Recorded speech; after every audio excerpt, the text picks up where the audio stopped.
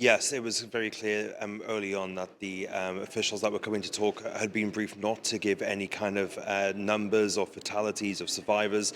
They said that they wouldn't discuss the investigation. That was something that would start after the recovery operation had been concluded. What they did say is that at about 8:48 local time, they received a notification that there had been this mid-air collision, and when they arrived on scene 10 minutes later, they found two aircraft in the water. Now, the fire chief here said that there were about 300 responders. He said it was a very complex operation with a whole host of federal and state responders trying to respond to this crisis, saying that the conditions are extremely rough and that it was cold and relatively windy. We know that the water temperature at the moment is about 35 degrees Fahrenheit, which is hovering around zero. And of course, the plane crash happened just before 9 p.m. local time, so it has been some hours at this point. Now, local news and CBS is quoting a police source saying that 18 people have been killed so far. That number, I must stress, has not been confirmed by any official authorities at the moment. We're still waiting to find out exactly what the fatality count is. There's also been reports of a couple of survivors that also are not being confirmed. We're waiting to find out more about that as well.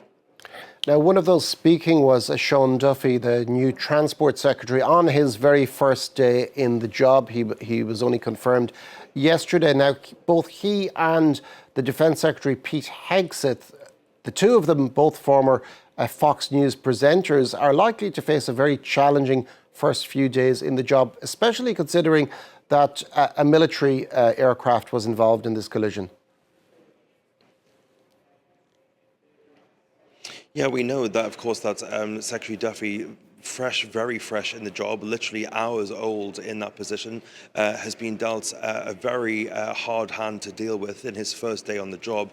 This is the biggest commercial plane crash in the United States since 2009, to give you some idea of how rare this kind of situation is.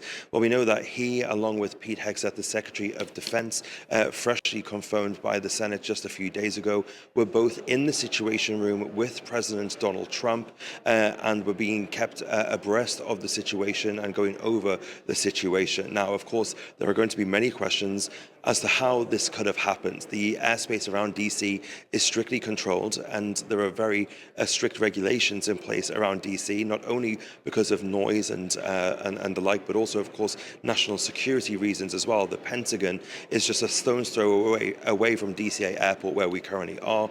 Of course, just across the other side of the river is the National Mall with the White House and the Capitol building as well. So the airspace here is very strictly controlled. The only